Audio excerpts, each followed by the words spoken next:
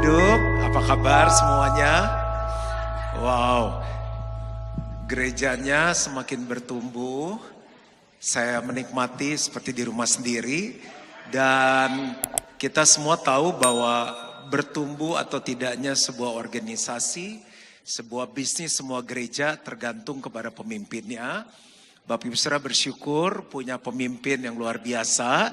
Terima kasih Pastor Lukas, Pastor Shirley yang mengundang saya di tempat ini. Bolehkah kita kasih apresiasi untuk mereka? 2 kali lebih semangat lagi.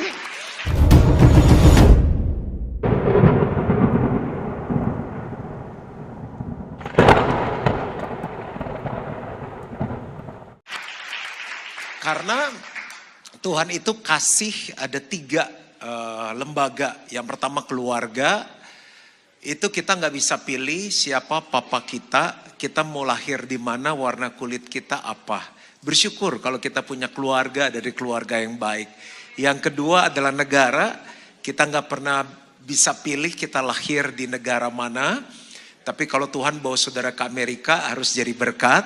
Tapi yang ketiga adalah gereja lokal. Kita perlu gereja lokal, rumah rohani. Karena tubuh ini kan nanti meninggal masuk kubur atau dikremasi. Tapi selama kita hidup kita perlu rumah rohani. Sama seperti keluarga harus punya yang bagus, tinggal di negara, di kota yang baik, demikian juga gereja. Saya ikut senang dan saya akan mulai khotbah. Hari ini enak banget Thanksgiving, kadonya adalah nggak ada timernya. Jadi saya bisa khotbah bebas. Berapa lama biasanya ya? Wah jangan, izin bebas ya. Aku tugasnya khotbah 7 kali, nanti 7, nah kan, gitu kan, mainnya matiin mic. Jadi ini sesi pertama, nanti di retret 3, lalu hari Minggu 3 kali, paginya saya pulang, Senin pagi pulang ke Indonesia. Jadi saya akan khotbah 7 pesan yang berbeda, dan ini udah persis setahun gak ketemu ya. Jadi biasanya kalau kangen agak lama khotbahnya. Oke, saya mau tanya yang hadir hari ini siapa yang gak punya masalah? Tolong angkat tangan. Gak apa-apa, sombong sedetik aja saya izinkan. Yang punya masalah? Serius? Hampir saya mau pindah Amerika, gak jadi deh. Dia pikir di Amerika gak ada masalah. Dengar baik-baik, kalau kita punya tantangan hari ini akan ada kemenangan. Benar ya? Kalau kita ada tekanan, kita akan tekanan kan bisa stres, depresi, tagihan harus dibayar. Ya benar, tapi duitnya gak ada. Akan ada kelepasan dan kenaikan. Semua dalam hidup begitu. Bapak Ibu Saudara yang mau bangun otot, yang mau six pack, muscle, apalagi itu bicep, tricep semuanya. Kan habis angkat 5 kilo harus nambah 10 kilo, harus nambah 15 kilo, 20 kilo, 50 kilo. Kita berteriak, gak kuat. PT-nya bilang apa coachnya? Tambah, mau jadi, mau lemak atau mau otot. Tapi habis itu begitu badannya bagus, wah, yang lain berenang pakai sarung, wah kita langsung. Karena badan kita bagus. Sekolah kan juga gitu. Di Amerika sekolah pakai ujian gak sih? Kalau anak sini ujian seneng gak? Bu serius bu, ujian asik banget bu. Gak ada. Waktu ujian stres, tekanan. Tapi bisa ujian? Hah? Enggak, habis ujian libur. Habis libur naik kelas. Habis naik kelas sekolah dulu. Kalau ujian langsung papanya punya sekolah. Sekolah, ujian, stres lagi kan? Tambah naik kelas SMP SMA tambah muda atau tambah susah? Susah. Jadi sekarang ini tekanannya susah atau gampang? Susah, mau naik kelas. Nah gitu. Jadi jangan dibawa stres, malah aneh orang gak stres. Ya kan? Adek gimana? Oh saya senang sekali om, kelas berapa? Kelas 2. Kita ketemu 10 tahun lagi, kelas berapa dek? Masih kelas 2 om? Nah Tuhan mau kita bertumbuh. Tapi bagi yang sudah nyaman, orang nyaman di sini. Istri cantik, suami ganteng, rumah ada, uang ada, pohon duit, pastor di belakang. Siapa yang udah nyaman? Hati-hati. Kalau nyaman bisa nabrak, bisa kecelakaan. Habis kenyamanan biasa ada kegerakan. Siap-siap BMC Philadelphia akan ada kegerakan yang luar biasa. Nah, saya mau khotbah judulnya All Things Are Possible. Segala sesuatu adalah mungkin bagi Tuhan dan bagi kita yang percaya. Nah, passwordnya itu sederhana, iman. Kan semuanya sekarang udah modern ya, apa m-banking lah, terus pesawat, segala macam membership pakai apa tuh? Apps kan. Tapi harus ada apa? Ada passwordnya. Nah, kalau nggak ada password nggak bisa transaksi. Segala sesuatu dalam hidup kekristenan passwordnya satu, iman. Coba bilang sama-sama, iman. Nah, iman itu apa sih? Dasar dari segala sesuatu yang kita harapkan dan bukti dari segala sesuatu yang tidak kita lihat. Dalam bahasa Inggrisnya pakai kata, ada awalan now. Now, faith is the substance of things hoped for and the evidence of things not seen. Bagus gak Inggrisnya? Boleh lah ya, udah 2 bulan nih latihan. Jadi kalau sekarang gak beriman, lawannya iman apa? Percaya. Ketidakpercayaan. Jadi pilih, mau beriman atau tidak? Saya pilih beriman. Karena kalau orang gak percaya bimbang. Katanya seperti gelombang laut yang diomong-ambingkan, jangan mengira dia akan mendapatkan sesuatu dari Tuhan. Balik gak ya suami gue ya? Lagi gak setia, balik. Ini usaha bisa bangkit gak ya? Bangkit. Orang kita punya Tuhan yang besar kok. Dasar dari segala sesuatu yang kita harapkan. Apa dasar kita masih beriman? Orang hari libur kita ke gereja ada 2. Kasih Allah. Tuhan sayang banget sama kita. Tadi pagi yang punya anjing siapa? Oh. Masih gonggong gak? Tuhan masih sayang. Nanti malam gelap gak? Besok terang gak? Siapa yang matiin lampu, nyalain lampu? Tuhan bukan, itu matahari berputar, bulan, berarti Tuhan masih sayang. Yang kedua, Tuhan berkuasa untuk menolong kita, itu dasar iman kita. Lu masih beriman, lu masih gak ada kerjaan. Pertama, karena Tuhan sayang sama kita, karena Tuhan berkuasa menolong kita. Dan bukti, kenapa nanggung gitu tepuk tangannya, semangat dong. Orang ini gereja terkeren di Amerika gimana sih tepuk tangannya fales. Bukti dari segala sesuatu yang tidak kita lihat, buktinya apa? Tuhan ngomong. Pastor Lukas kemarin bilang begini, kita makan steak ya. Saya begini, serius loh? Enggak gitu, kenapa? Saya percaya sama dia. Manusia yang gak sempurna aja saya percaya, apalagi Bapak kita di surga. Waktu dia berfirman, ya dan amin. Makanya kalau pendeta khotbah, ada amin tuh bukannya minta penghargaan atau support. Artinya amin, yes saya percaya gitu. Nah, udah, ada yang marah 2 orang. Ibrani 11 ayat 6, tetapi tanpa iman tidak mungkin orang berkenan pada Allah. Passwordnya gak ada, gak bisa aja. Sebab barang siapa berpaling kepada Allah, datang sama Tuhan, ia harus percaya bahwa Allah ada. Baca sama-sama yuk yang semangat, 2, 3. Dan bahwa Allah memberi upah kepada orang yang sungguh-sungguh mencari dia. Pasti ada upah. Orang langsung pikir duit ya pastornya. Itu cuma salah satu yang kecil. Kesehatan, keselamatan, kepercayaan, kasih karunia, banyak banget. Jadi apa-apa mesti beriman, ya iyalah. Dulu belum nikah, mau punya pacar, calon suami, beriman. Udah dapat, mending ganteng atau jelek? Boleh ngobrol kan di gereja ini kan? Mending ganteng atau jelek? Jaganya susah loh, saya kasih tahu aja. Kalau ganteng setia, ya baru saya sama Pastor Lukas. Dulu cara yang ganteng, biar ini memperbaiki keturunan pastor. Begitu ganteng jaganya susah, mesti beriman kan. Udah nikah gak punya anak, mesti apa? Beriman. Udah lahir, nakal anaknya. Beriman. Akhirnya bagus, tapi anak kita belum dapat pasangan. Yang deg-degan siapa? Kita nungguin tiap hari, gak ada yang selamat malam om, selamat malam tante, memenya ada, gak datang-datang. Beriman lagi. Punya anak akhirnya nikah. Anak kita belum bisa hamil. Beriman lagi. Terus tua mulai kok agak gak enak nih badannya. Aduh ini nih, aduh migrain nih mulai. Kalau orang bisa hidup tanpa iman, harus iman. Tetapi orangku yang benar akan hidup oleh iman. Dan apabila ia mengundurkan diri, maka aku tidak berkenan kepadanya. Sampai kapan kita harus beriman? Capek juga. Aku berkata kepadamu, ia akan segera membenarkan mereka. Akan tetapi jika anak manusia itu datang, apakah ia mendapati iman di BMC Philadelphia? Harusnya udah gak harus khotbah nih, udah cukup sampai di sini. Saya mau bahas 5 hal aja. Bahwa semua dalam hidup kita, apapun kita perlu iman. Yang pertama, iman memimpin kepada keselamatan. Efesus 2 ayat 8-9. Sebab karena kasih karunia, kamu diselamatkan oleh iman. Itu bukan hasil usahamu tetapi pemberian Allah. Itu bukan hasil pekerjaanmu, jangan ada orang yang memegahkan diri. Jadi kita selamat karena iman. Bapak Ibu mau hidup sampai umur berapa? Isi ibu langsung, Pak amit-amit jam segini ngomongin. Ya nanya doang tante. Sampai umur berapa kita mau hidup? Katanya udara lebih bagus, langit lebih biru. Kadang ada iri rohani sampai umur berapa? 80. Udah diskusi sama istrinya.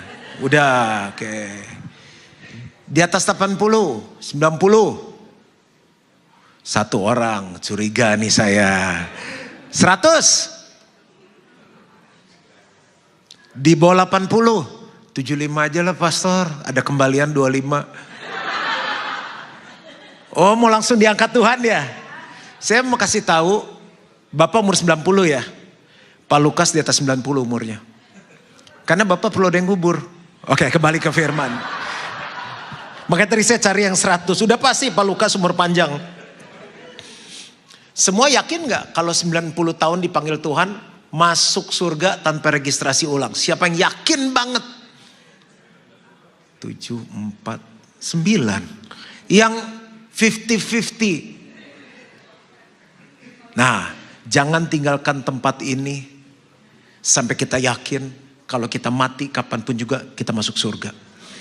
Saya dulu beragama, umur 7 tahun udah baptis, ada fotonya putih-putih begini. Gak ngerti, habis itu nyontek, jalan lagi, nakal, jalan lagi. Sampai saya lahir baru, roh saya dihidupkan. Saya benar-benar mau ngikut Tuhan sungguh-sungguh. Lahir baru tuh percaya sungguh-sungguh, bertobat sungguh-sungguh. Lihat dosa, aduh udah gak mau lagi. Dan cirinya orang lahir baru rohnya hidup, senang doa, senang baca firman, senang hal-hal yang rohani. Di titik itu saya bilang, saya mau dibaptis lagi. Ada sebuah keyakinan, saya pasti masuk surga. Kenapa? Di hidupku, aku udah ngalami surga. Walaupun ekonomi lagi susah. Gak tahu mau tinggal di mana, gak tahu mau makan apa. Untuk sekolah saya harus kerja tiap hari. Pakai sepeda, jualan kaos, jualan tiket. Hidup kita susah. Tapi kok ada sukacita, saya tahu itu surga. Tantangannya masalah gini, anak saya nih sekarang. Anak lahir udah punya semuanya. Sekolah tinggal sekolahin. Dulu kita kalau gak kerja gak makan. Dari SD saya udah jualan, udah hidup susah. Saya tanya Cerisa, kalau Cerisa mati, Cerisa masuk mana? Mati apa ya dia? Matang gak lu mati itu apa? Saya bawa ke penghibur, nah ini orang mati nih. Oh itu tidur dia? Enggak. Oh serem juga ya? Iya semua kita akan mati. Oh gitu. Nah tapi ada kehidupan setelah kematian. Saya jelasin pelan-pelan. Sampai di titik dalam sebuah pertemuan. Dia ngalami lawatan Allah dan dia bilang gini, Dad, aku ngerti sekarang. Kamu percaya Yesus? Iya. Yesus siapa? Juru selamat. Yesus siapa? Tuhan. Tuhan Yesus sekarang di mana? Di hati adek katanya. Kalau satu saat Tuhan panggil adek, adek masuk mana? Surga dong, Dad. Itu rasanya sebuah berkat yang luar biasa. Yang punya anak di sini siapa? Coba ngobrol sama anaknya abis ini. Abis ini pada makan siang nggak? Kakak kalau satu saat meninggal kakak kemana? Emang kita meninggal Pak? Itu kanker stadium 1. Emang ada apa setelah meninggal? Ada surga neraka. Ada apa di surga? Ada apa di neraka? Masih bisa ditolong. Kakak mau masuk mana?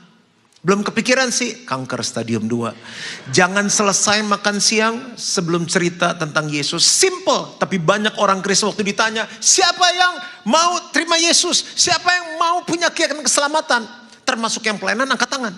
Mateng gak lu? Udah melayani, belum yakin, dia selamat. Jadi iman penting. Kita mau punya semuanya kata Alkitab, punya sisi dunia, tapi kita bisa kehilangan nyawa kita. Kita gak tahu kapan mau dipanggil Tuhan. Tahun lalu nih, saya kan nginep di New York ya. Saya lupa, dari sini nih, saya pulang, terus saya mau dijemput. Nah lihat engkau itu aku. Ini karena pakai jaket tebal kelihatan gemuk, aslinya besar. Terus lagi nunggu, telat yang jemput. Temen saya bilang, pastor jalan-jalan deh. Jangan, saya bilang ntar jemput. Ya jalan-jalan, dia ambilin foto candid, ini hasilnya. Dah jemput pulang. WhatsApp masuk. Jemaat kita ada di New York, pastor bersyukur. Tepat di tempat kita duduk. Kita berdiri ini. Ini eksekutif umur 50 tahun ditembak mati. Baca beritanya gak? Persis tahun lalu. Jadi ada orang yang sakit, gak ditolong asuransi, dia dendam tembak. Beng. Tepat di sini. Tuhan masih mau saya hidup, Tuhan masih mau saya khotbah hari ini. Lagi. Kemarin turun. Nah udah mulai semangat nih. Kalau gereja terkeren di Amerika tuh tepuk tangannya harus keren, coba deh. Nah, orang susah mau bunuh diri masuk sini. Ini gereja di tempat saya harus tertanam. Kemarin check in di New York, saya harus istirahat dulu 2 hari. Juga udah umur kan. Padat 2 hari baru full day pelayanan sampai pulang. Pak Yoki bilang, pastor saya gak bisa bantuin ya karena udah bisa operasi jantung. Saya bilang gak apa-apa, jangan bantuin saya. Tiba-tiba saya jatuh begini ke depan. Buang! Itu di lobi, wow! Teriak manajernya datang, security datang. Pak Yoki, Pak Juan sorry. Itu saya mau jatuh, saya masih mikir nih. Jatuhnya kemana ya? Karena salah jatuh kan patah kita. Di atas umur 50 jangan jatuh. Selesai. Saya dulu kalau apa-apa udahlah jangan bikin istri khawatir. Malah tambah marah istri anak saya. Dia tuh harus cerita ya. Saya pernah ke bawah arus di Bunaken. Saya udah di tengah laut udah gak ada apa-apa. Saya dikawal sama polisi laut sama ahli selam. Dua-duanya hilang. Udah kram kakinya. Mau gimana? Disitulah kita baru ngerti, oh keselamatan itu penting ya. Saya mau berdiri, aduh gelap ya. Gimana nih gak bisa berdiri nih. Menurut saya kepleset, licin. Tapi menurut Pak Yongki sama istri anak saya black out. Langsung dibawa ke kayak ke dokter. Dicek semua, harus digerakin semuanya. Dia bilang, you are okay. Saudara banyak cerita. Tapi yang penting jangan tinggalkan tempat ini sebelum kita yakinkan keselamatan. Ini serius nih, waktu bebas. Tanggung jawab loh. Nah, tahu cerita Abraham, Lazarus orang kaya gak? Ya kan? Jadi orang kaya tuh mewah, hidupnya, bajunya bagus, makan enak. Si Lazarus pengemis kan duduk di bawahnya kan. Makan dari remah-remahnya. Orang kaya tuh mati. Mohon maaf yang kaya ya. Maaf banget. Mati. Tapi orang miskin mati. Mending kaya mati atau miskin mati? Enggak ada yang mending lah. Semua mati. Siapapun orang hebat di tempat ini maaf ya. Kita mati. Nah. Sekarang nih ada kehidupan setelah kematian. Si orang kaya liatin si Lazarus duduk di pangkuan Abraham. Bapak boleh tolong Lazarus ambil jari, celupin ke air. Taruh ke lidahku gak? Panas banget nih. Jadi neraka. Panas, menderita selamanya tapi gak mati. Bro, bukan gak bisa. Antara kita dan kamu ada jurang yang tidak terseberangi. Pakai private jet saya aja. Sorry, gak ada airportnya. Dia coba namanya orang kaya kan? Gak bisa. Kalau gitu gini deh. Tolong suruh Lazarus turun ke bumi. Ada banyak saudaraku, beberapa saudaraku belum keselamatan, belum terima keselamatan. Supaya mereka kelak jangan menderita seperti aku. Tahu gak Bapak Abraham jawab apa? Tidak bisa. Di dunia ini sudah ada BMC Philadelphia. Kalau mereka mau mendengar, mereka selamat. Kalau tidak, sekalipun orang dari mana? Dari atas turun yang udah mati, dia gak akan mau percaya juga. Bayangin gak sih keluarga kita yang terus disamperin orang yang udah mati, ketok-ketok gini.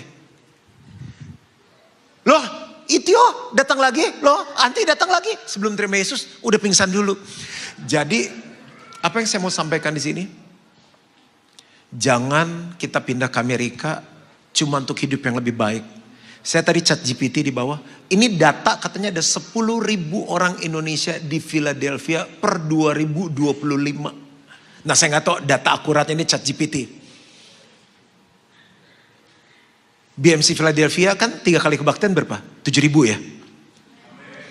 Anggap 7.000. Masih bisa Gilgal aja 5 kali kebaktian. Coba semua lihat dengan mata iman dulu. All things are possible. Udah susah amin nih. Ada 5 kali. Ini kapasitas kursi berapa? 700 kali 5 masih bisa 6. Kita mau 6 kali. 700. Kok jadi susah 700 kali 6? 4.200. Berarti masih ada 5.800 orang lagi yang lewat hidup saudara dan saya akan terima Yesus datang ke tempat ini. Yang dari tepuk tangannya gak percaya atau enggak ya? Kalau saya doa, Tuhan aku merebut setiap jiwa-jiwa yang belum diselamatkan dari utara, selatan, barat, timur, pusat. Mereka akan terima Tuhan Yesus. Mereka akan beribadah di Gilgal, dibaptis, dimuridkan, tertanam, melayani Tuhan dan jadi pemimpin. Gak tanggung saya mintanya. Saya tuh ternyata baru ingat, saya lupa ngomong Jakarta Barat, Jakarta Utara, Jakarta Timur. Sekarang orang datang dari Cirebon tiap minggu. Deket pastor cuma 5 jam. Dari Singapura tiap minggu terbang hanya untuk ibadah. Saksi-saksinya nih semua dicat, saya gak hapus. Orang dari Bogor, udah 40 orang dari Bogor kebaktian di kita. Jadi jangan main-main. Karena saya rasa ini, dan saya tahu ini dari Tuhan, BMC Philadelphia gak akan pernah sama lagi. Selama kita tahu iman memimpin kepada keselamatan. Iman kita bersama ini akan membawa semua orang di kota ini diselamatkan, terima Tuhan Yesus. Yang kedua, iman memimpin kepada mujizat. Siapa yang hari ini hadir perlu mujizat? Aku juga angkat tangan. Mujizat apa sih? Hal yang kita gak bisa lakukan, cuma Tuhan yang bisa. Gak perlu botak aja numbuhin rambut susah. Kurus aja susah. Yang tidak ada Tuhan buat jadi ada. Yang ada Tuhan buat jadi tidak ada. Itu mujizat. Saya perlu mujizat. Ini judul All Things Are Possible saya dapat waktu saya perenungan. Ada anak yang dari kecil kerasukan. Suka digoncang-goncang, dibanting. Suka masuk ke air, kan mati dong. Dibawa ke api, kebakar angus dong. Bawa ke murid-muridnya gak bisa. Dibawa ke Tuhan. Maka kata Yesus kepada mereka, hai kamu angkatan yang tidak percaya, yang tidak punya password, yang tidak punya iman. Berapa lama lagi aku harus tinggal di antara kamu? Berapa lama lagi aku harus sabar terhadap kamu? Bawalah anak itu kemari. Markus 9 ayat 19-27. Lalu mereka membawanya kepadanya. Waktu roh itu melihat Yesus, anak itu segera digoncang-goncangnya. Dan anak itu terpelanting ke tanah dan terguling-guling sedang mulutnya berbusa. Saya jatuh sekali aja 2 hari badan sakit-sakit nih, pegel-pegel. Lalu Yesus bertanya kepada ayah anak itu, sudah berapa lama ia mengalami ini? Jawabnya, sejak masa kecilnya. Harapan kecil.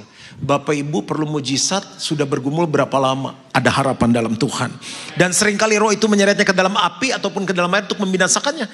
Sebab itu, nah ini kalimat menurut saya agak kurang ajar. Sebab itu jika engkau dapat berbuat sesuatu, tolonglah kami dan kasihanilah kami. 2-3 Yesus jawab. Jawab Yesus, katamu jika engkau dapat. Apa pergumulan kita hari ini? Apa mujizat yang kita rindukan? Berapa banyak yang percaya? Katamu jika engkau dapat, baca sama-sama 2-3. Tidak ada yang mustahil bagi orang yang percaya. 2-4 sekali lagi. Segera ayah anak itu berteriak, aku percaya, tolonglah aku yang tidak percaya ini. Singkat kata, anak itu dilepaskan, disembuhkan. Because all things are possible with God. Ada orang miskin, buta, namanya Bartimeus. Kalau Bapak Ibu suruh pilih, mending buta atau miskin? Jawablah, gampang. Yang pilih buta, yang pilih miskin. Nih ya, kalau buta, kaya, masih ada harapan. Tahu lagu ini enggak? I just call to say, sama-sama. Ya Allah, udah ABG semua angkatan babe gua. Langsung ketahuan tanggal lahirnya. Itu barusan kita nyanyi tuh kalau di kafe. Royalti masuk tuh. Masuk terus. Cuma di Indo doang nyanyi sebebas-bebasnya. Di kamar mandi, di atas pohon gak ada royalti. Tahu lagu ini enggak? Yang orang butanya lagu ini. Ave Maria. Kita hanya kalau kedinginan bisa nyanyi lagu itu. I pray you'll be alright. Siapa itu? Andre Bocelli, jangan main-main tuh, no play-play begitu. Oh, 10 euro, oh, 3 euro gitu. Jadi buta, kaya. Mau nggak? Enggak lah.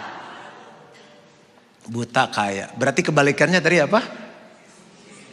Miskin, melihat. Mending mana? Nggak dua-duanya. Jadi satu saat dia dengar Yesus. Dia bilang ini, Yesus, Anak Daud, kasihanilah aku. Kan dia dengar iman timbul dong. Tahu nggak orang ikut Yesus bilang apa? Karena dia pikir nggak ada harapan. Udah miskin, buta. Tapi orang itu berseru tambah keras. Saya nggak teriak ya, saya jaga suara karena mau 6 kali khotbah lagi. Yesus, Anak Daud, kasihanilah aku. Yesus berhenti. Mungkin dokter dia bilang gak ada harapan. Keluarga kita bilang makanya lu Amerika where's cash. Bokeh lu di Amerika. Terserah orang mau ngomong apa. Hari ini dengar baik-baik. Tanggal berapa hari ini? 27 November 2025. All things are possible. Ini miskin buta aja bisa kok. Yesus berhenti loh. Yang penting berseru. Baru 2-3 kali udah capek gak dijawab-jawab. Udah suruh pendeta kita aja doain, enak aja loh. Kita harus doa, harus punya iman. Emang buka ATM banking kita bisa pakai passwordnya Pak Lukas, nggak keluar tuh duit. Harus pakai iman kita. Dia bilang gini, Yesus bilang gini, apa yang kamu mau aku buat bagimu. Dia bilang ini, rabuni aku supaya aku bisa melihat. Dia nggak minta kaya, dia miskin loh. Tapi karena aku bisa melihat, aku bisa kerja, aku bisa maju, nama Tuhan dipermuliakan. Contoh ya. Tadi aku dijemput sama Pak Budi. Pak Budi kita udah pernah kenal belum ya? Udah, saya dari 2006. Gak terima Pak Budi kan di Philadelphia. Saya tahu semua pastor dari pertama datang. Wah, saya bilang maaf Pak Budi. Karena yang jemput saya selalu Pak Firgus. Bedanya Pak Firgus sama Pak Budi, tiap kali jemput saya gak pernah nyanyi. Pak Budi itu sebenarnya nyetir. Aku mengasihi. Beneran. Jadi live konser tadi aku di mobil tuh. Terus, Pastor gimana GC2, Gilgal Center 2? Saya bilang nanti jadi 5 November. Aku pas datang Desember, saya bilang datang Natal ya. Harus booking supaya dapat kursi. Iya katanya kita ke sana. Pak Firgus bilang saya juga udah datang tapi yang pertama. Nah kita cuma dengar ceritanya. Tapi begitu Tuhan kasih untuk kita bangun supaya antisipasi kalau tempat gak muat. Kita punya tempat. Saya lupa saya udah cerita belum. Tahun lalu, tapi itu untuk ngebayarin semuanya. Saya nggak tahu kalau di Amerika kan jadi kecil duitnya ya. Total tuh 600 miliar. Bagi kami besar. Enggak. Oh besar juga. Oh sorry. Barusan minder, nggak jadi minder. Sombong dulu dikit nah. Terus gimana bayarnya? Pokoknya mujizat. Tanah kita lunas 2025, apalagi gereja tutup 3 tahun. Sampai sekarang kita cari siapa itu yang tutup kita nggak tahu. Saya curiga dari sini. Nah terus tahap pertama structure, tahap kedua mechanical engineering. Ini tahap ketiga mau mulai interior. Semuanya tuh mujizat demi mujizat. Itu ketua panitia aja sama saya bingung. Pastor ini semua kita jalan enggak? Kenapa? Enggak ada duitnya. Kan GM-nya saya kan dari orang marketplace. Dia bilang pendeta gue gila, bos gue gila atau apa. Saya bilang enggak. Kalau Tuhan iya jalan. Enggak saya bilang. Pokoknya ini namanya walk by faith. Dan itu mujizat banyak banget saya gak bisa ceritain Bapak Ibu semuanya. Tapi coba lihat gambar ini sebentar. Harusnya ada. Nah ini 5 November 2026 akan diresmikan. Dan 8 November 2026 kebaktian perdana. Ini luasnya 4 kali lipat Gilgal Center 1. Kembali ke gambar tadi aja yang pertama. Itu di atasnya ada lapangan pedal 3. Ada lapangan badminton 2. Nanti ada cafe dari Australia yang akan buka di sini. Tempat ini juga akan nanti disewakan untuk pernikahan, acara. Kenapa? Karena saya mungkin jadi senior pastor ada batas waktunya, tapi yang muda-muda nerusin mereka perlu uang untuk biaya perawatan dan semuanya kita siapin dari sekarang. Bapak Ibu kalau lihat begini, orang begini, wow, kita yang di dalam kalau tanpa iman nggak mungkin. Bagi saya itu mimpi yang rasanya nggak mungkin deh. Tapi saya ingat saya nggak boleh kehilangan iman. Begitu iman saya nggak punya, ini nggak jadi, Tuhan nggak bekerja. Yang ketiga, iman memimpin kepada doa yang dijawab. Saya nggak tahu apa yang Bapak Ibu Saudara sedang doakan. Markus 11 ayat 24, baca sama-sama.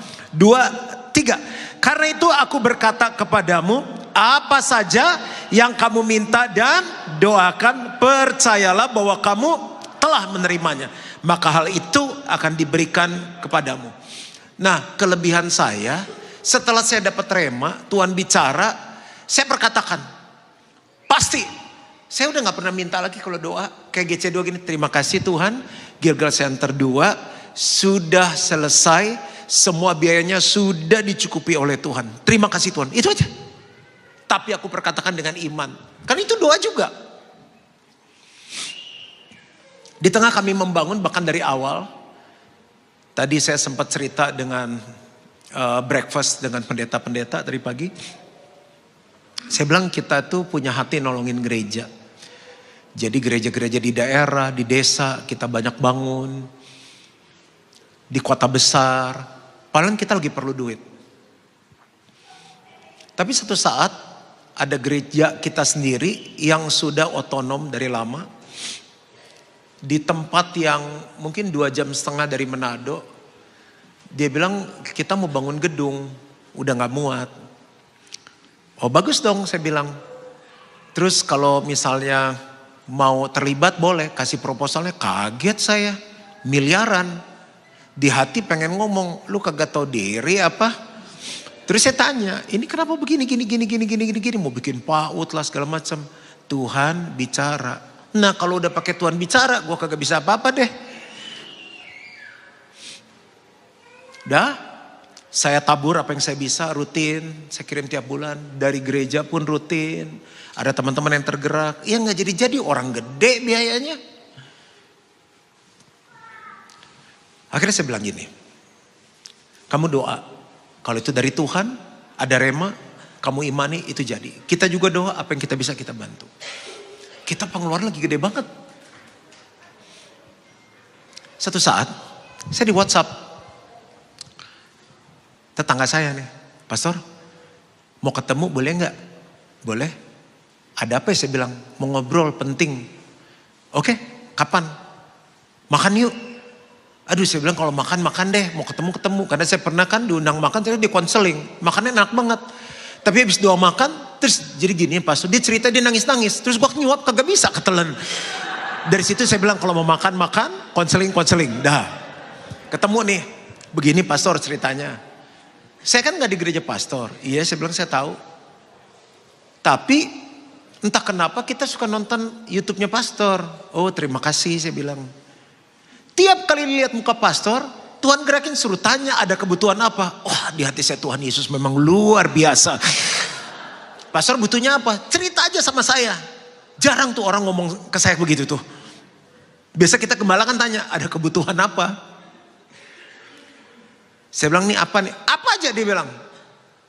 Wah saya bilang kalau saya cerita GC2 pingsan dia.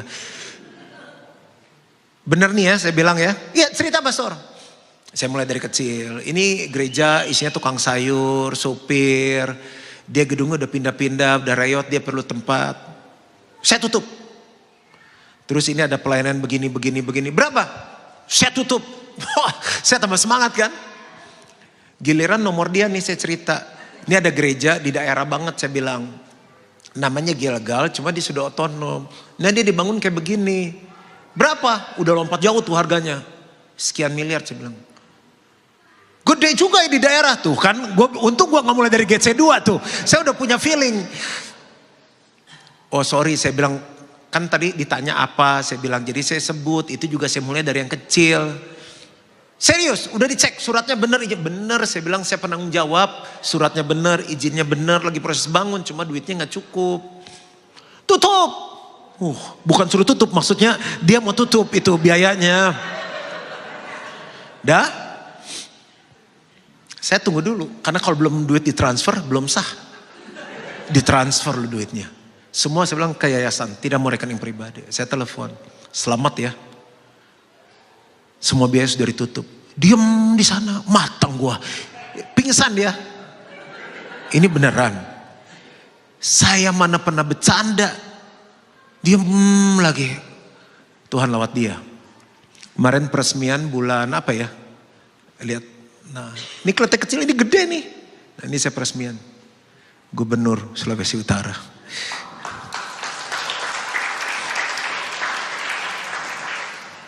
Saya nggak tahu Bapak Ibu lagi doain apa. Ini bukan masalah orang lain loh. Dia doa Tuhan pakai orang lain. Cuma lihat YouTube. Keempat. Jadi Bapak Ibu jangan lupa nonton YouTube saya dengan setia. Yang keempat, iman memimpin kepada kemampuan mengatasi tantangan. 1 Yohanes 5 ayat 4, udah saya udah mau selesai 2 poin lagi. Sebab semua yang lahir dari Allah mengalahkan dunia. Baca sama-sama 2, 3, dan inilah kemenangan yang mengalahkan dunia. Apa? Iman. Bukan jabatan kita di gereja, pelayanan kita, uang kita, kegantengan kita, enggak. Your faith has conquered the world. Dunia itu apa sih? Kita suka kalah kan? 1 Yohanes 2 ayat 16, sebab semua yang dari dalam dunia yaitu keinginan daging dan keinginan mata serta keangkuhan hidup bukanlah berasal dari Bapa, melainkan dari dunia. Kenapa kita nggak bisa ngalami kemaksimalan dalam Tuhan? Menikmati janji Tuhan karena kita udah kalah sama daging, sama mata, sama kesombongan. Kan tinggal di rumah, yang penting bisa tidur kan? Pengen punya rumah gede lah, cicilan gede, yang buat kita akhirnya apa? Kurang. Mobil kan yang penting jalan. Bolehlah yang nyaman, kan gak perlu mobil mewah. Kalau punya uang boleh, tapi waktu kita memaksakan kehendak, disitulah masalah. Mana nih ikut Tuhan gini. Kalau di Jakarta, ya ampun saya dulu sekolah uangnya cuma 750 perak. Naik-naik sampai SMA 1.500 uang sekolah. Tahu gak suami istri ribut gara-gara apa? Pengen sekolah di international school yang bayarnya miliar. Masalah timbul. Itu kan gengsi. Kita juga sekolah yang 1.500 uang sekolahnya gak bodoh-bodoh amat sekarang. Kalau saya bodoh, Bapak Ibu lagi dengerin saya orang bodoh khotbah dong. Kenapa gengsi? Keinginan mata. Udah punya istri, masih lihat cewek lain. Bapak-bapak di sini, kalau ada wanita cakep selain istri masih ngeliat gak? Masih. Terus habis lihat? Ibu jangan jawab, orang tanya bapak-bapak. Bu tenang bu, ntar ada bagiannya. Terus habis lihat bapak-bapak gimana? Apa? Dipotret, aduh bapak. Ntar bapak ketemu saya ya habis ini ya. Oh ciptaan Tuhan luar biasa, udah aku sudah punya istri. Yang gak bener, yang diterusin. Itu masalah. Makanya bilang kenapa ikut Tuhan gini-gini aja. Masih banyak kita kalah dengan ketiga hal ini. Perbuatan daging telah nyata itu percabulan, kecemaran, hawa nafsu, penyembahan berhala, sihir, persetubuhan, perselisihan, iri hati, amarah, kepentingan diri sendiri, percideraan, roh pemecah, kedengkian, kemabukan, pesta pora. Kadang biaya hidup gak mahal, yang mahal gaya hidup. Terhadap semuanya itu kuperingatkan kamu seperti yang telah kubuat dahulu, bahwa barang siapa melakukan hal-hal demikian, ia tidak akan mendapat bagian dalam kerajaan Allah. Gak bisa nikmati surga di muka bumi ini. Kalah terus, apa yang bisa mengalahkan itu? Iman. Iman ada di mana? Hati kita. Hati itu apa sih? Liver, bukan. Gabungan roh dan jiwa, itu hati. Makanya kenapa Bapak Ibu perlu ikut retret Thanksgiving. Kenapa dibikin ibadah begini? Semakin banyak dengar firman, imannya semakin bangkit. Rohnya kuat, roh yang kuat mempengaruhi jiwa. Roh dan jiwa kan membentuk hati. Disitulah tempat iman itu ada. Yang kita lihat sosmed terus, yang keluar cewek-cewek seksi. Ya udah lu jatuh. Kenapa saya kesini terus ya? Lu jatuh. Biar imbang. Jadi 2025 menang gak nih? Orang tema 2026 impactful life kok harus menang dulu. Imannya dibangun, bisnis dibangun, otot lu bangun, Kulit muka bangun diangkat-angkat, botox, suntik tarik. Mau diangkat sampai temen saya saking sering botox. Kalau kita udah bercanda udah lucu, kita udah dia gini. Hihihi. Lu kenapa sih ketawa kayak gitu? Nggak bisa lagi, udah ketarik katanya begitu. Muka lu tarik, di-upgrade, iman dong dibangun. BMC Philadelphia orang, oh itu gereja yang gedungnya bagus yang suka bagi. Enggak, ini gereja yang imannya dahsyatnya. Itu yang harus terdengar sama Philadelphia. Bolehkah sorakan sama-sama haleluya? Yang kelima terakhir, udah kalau jemaat responsif nangkep tuh pendeta lebih cepat khotbah. Iman dibutuhkan untuk menyenangkan Tuhan. 2 ayat terakhir dan saya undang teman-teman pemain musik dari depan. Tetapi tanpa iman tidak mungkin orang berkenan kepada Allah. Sebab barang siapa berpaling kepada Allah, ia harus percaya bahwa Allah ada. Dan bahwa Allah memberi upah kepada mereka yang sungguh-sungguh mencari dia. Ini beneran gak maksud so Inggris ya, tapi bahasa Inggrisnya ini bagus artinya. And without faith, it is impossible to please God. Bilang sama-sama please God. Please itu menyenangkan Tuhan. Because anyone who comes to him must believe that he exists. And that he rewards those who earnestly seek him. Kita kan anak dari Bapa di surga ya. Dia Bapa kita. Tahu nggak kunci hidup mengalami Tuhan, diberkati? Nyenengin Tuhan aja. Udah nyenengin Tuhan aja. Kita nyenengin Tuhan, kita nggak minta, Tuhan kasih. Apa yang gak pernah dilihat oleh mata, gak pernah didengar oleh telinga, gak pernah timbul dalam hati kita, itu yang Tuhan siapkan bagi orang-orang yang mengasihi dia. Nah, anak saya tuh dari kecil tuh kalau saya mau pergi, dia masih kecil kan, dia naik ke kursi, dia benerin dasi saya tambah mencong. Dad, you know what? What? You are so handsome. Pak, kan gue tau tampang gue, di gelodok banyak, di pik banyak, 0-10, 6 lah ini. Yang ganteng-ganteng tuh yang main film Korea siapa tuh? Yang nggak boleh nonton di gereja ini, nggak pernah drakor. Yo, nggak jadi pindah deh. Kayak kurang gaul di Amerika. Siapa sekarang aktor paling ganteng? Pak Jong, itu bukan restoran Korea ya. Apalah, kan gue tahu dong. Tapi kalau anak saya bilang, Dad, you are so handsome. Gak usah minta, gue kasih loh. Saya waktu punya anak ngerti, oh Bapak di surga sesederhana itu ya. Kita puji-pujian main handphone. Saya gak pernah dipanggil sama kepala sekolah bilang, Pak cepetan ke sekolah. Ini bersih gak ya? Di vakum gerejanya, bersih. Soalnya buat celana sampai pulang. Nah, kenapa anak saya lagi nangis di WC? Dia bisa bayar uang sekolah gak ya? Bulan depan. Gak pernah dia duduk depan rumah dan kenapa Cak? Besok makan gak ya? Dia menghina saya loh. Tersinggung aku. Lu gak lihat saya sebapak lu segede begini? Satu saat misalnya saya bilangin, Cak, Desember kita libur ke Bali ya sebulan. Oh wow. Bayarnya pakai apa, Dad? Itu penghinaan bagi saya. Nanti kita tinggal di hotel. Mahal loh, Dad. Itu semalam tuh 2 juta loh, 60 juta loh. Dia dibayar. Kita nanti apa? Bawa Indomie atau kita ke restoran? Dia nanya lagi, gue marah. Kenapa? Kan saya ngomong, saya mau ajak kamu ke Bali. Semua firman yang ada di Alkitab saudara, Yesus tebus, Yesus sahkan di kayu salib. Waktu dia bilang sudah selesai, terjadi sesuai dengan iman kita. Waktu dia bilang aku mau memberkati kamu, dia serius. Waktu dia bilang aku mau siapkan jodoh, dia serius. Waktu aku mau menyembuhkan kamu, Tuhan serius banget. Nah waktu kita bilang emang bisa, emang benar, apa iya, itu menghina Tuhan. Simple things that please our God is our faith. Hal sederhana yang bisa menyenangkan Tuhan adalah kepercayaan kita. Kalau di gereja saya amin paling kenceng. Saya kalau baca firman ini saya terus, aduh Tuhan bagus banget, thank you Tuhan, amin, amin, amin, amin. I know, Bapak disuruh, nah ini baru anak gue nih, nah ini nih. Ya, udah ini aja. 5 hal. All things are possible. Pulang dengan sebuah keyakinan, Tuhan sayang kita, Tuhan sanggup menolong kita. Tepuk tangan yang meriah untuk Tuhan kita yang luar biasa.